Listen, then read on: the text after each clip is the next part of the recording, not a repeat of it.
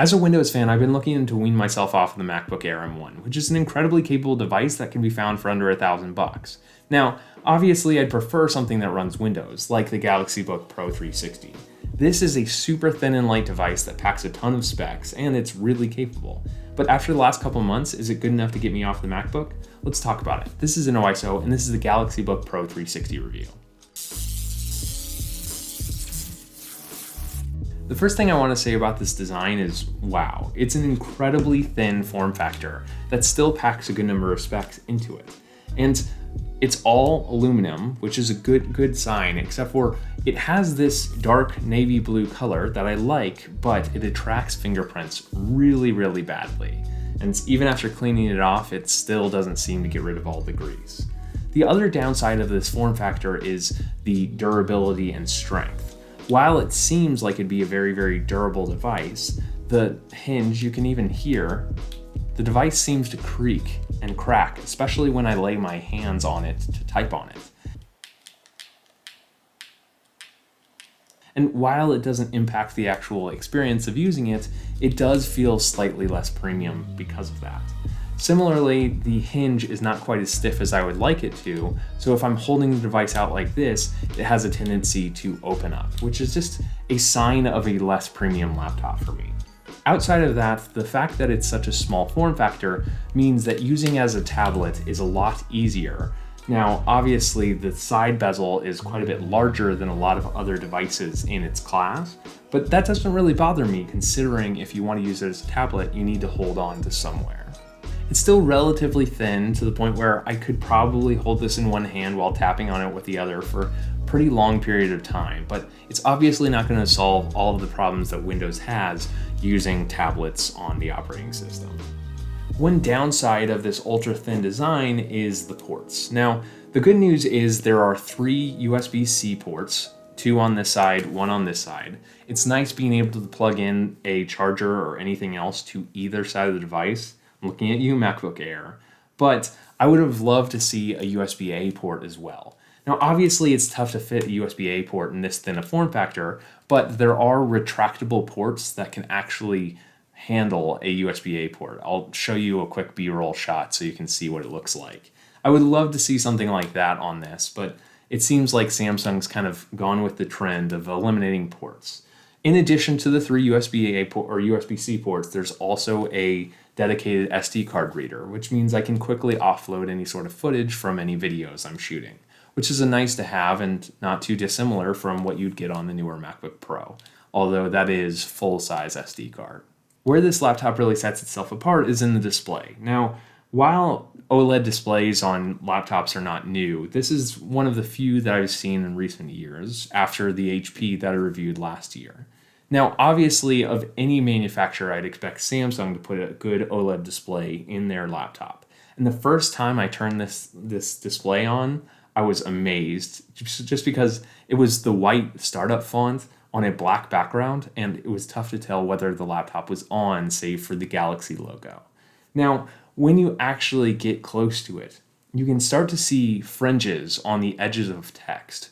And even though this is a 1080p panel, it looks significantly worse, to the point where I would actually prefer looking at my Surface Laptop Go's screen, which is worse than 1080p than this. I'm not sure exactly why it's happening, whether it's the pixel density or pixel positioning, but I would really prefer just watching movies and YouTube on this rather than, for example, reading a long Word document or PDF document. This is compounded with the fact that the display only hits a 300 nits peak brightness, and it has a very glossy finish to it, so using it outside is a nightmare. The keyboard here is relatively comfortable to type on, and it has a quite similar amount of travel to the MacBook Air M1, which is to say, not a ton, but I like typing on it. The problem is because of how flat the keyboard is, I have a tendency to kind of miss my anchoring points a little bit, and I have to look down at the keyboard to find it again. The keyboard itself has a relatively regular layout, standard layout, which is to say I enjoy and know where all the keys are, unlike the MacBook, but it does have a power button / fingerprint reader in the top right corner where I'd prefer a delete key. That fingerprint reader is really good. It's one of the best that I've used on just about any Windows laptop. It's a lot faster and more reliable in my experience than Windows Hello using facial recognition. The trackpad, on the other hand, while it's large enough and it takes up the whole physical space, it's really a disappointment. The biggest frustration that I have with it is, despite that its smoothness and its accuracy, the click distribution is very, very limited to basically the bottom and left side of the trackpad itself. If I try and click in the middle, it offers a lot of resistance and it's very uncomfortable. This is compounded by the fact that the trackpad butts up against the front of the device. So when I'm setting it on my lap and this is very close to me, I want to click further back on the trackpad, and it's very, very uncomfortable to do so. Obviously, I would take the MacBook Air's Force Touch trackpad over this if I had the opportunity.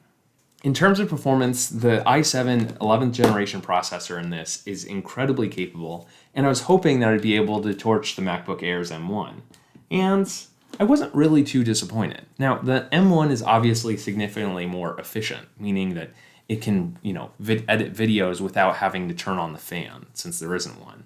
But on the other hand, this device has all of the horsepower I need to still edit 4K videos quite capably, which is all I could possibly ask out of a thin and light device like this.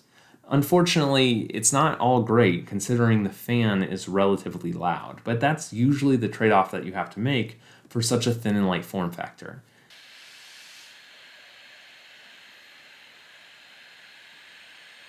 If you want significant heat dissipation, then you need a fan that ramps up pretty high. The fan wasn't completely annoying, and if I was wearing noise-canceling earbuds or even kind of stiff earbuds that had a lot of noise isolation, it pretty much blocked it off. But I generally don't love the experience of a small laptop heating up massively in my lap when I'm sitting and just editing videos on the couch. Obviously, I would prefer the experience if it was just like the MacBook Air M1, but thankfully, I didn't have to give up on much performance while doing this, because the i7 is incredibly, incredibly capable. I even ran benchmarks on this against a lot of my other Windows devices, and this was surprisingly significantly faster than all of them. Like many other thin and light devices, if you so much as plug it in to get more battery, you will hear that fan come on, so this is not a silent device. The last thing I'll talk about here is the software, which, while you'd expect a pretty stock experience with Windows 11, well, it came with Windows 10, but it's since been upgraded, it's one of the most unique Windows 11 experiences that I've had so far.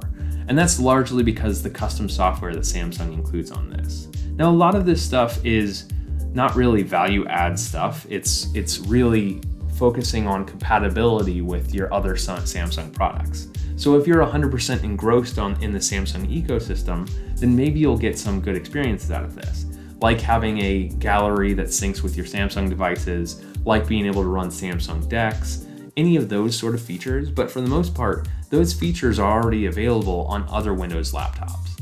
I would love for Samsung to really go above and beyond and offer more specific features for their Samsung products, for their Samsung laptops, for them to kind of jive better with their phones.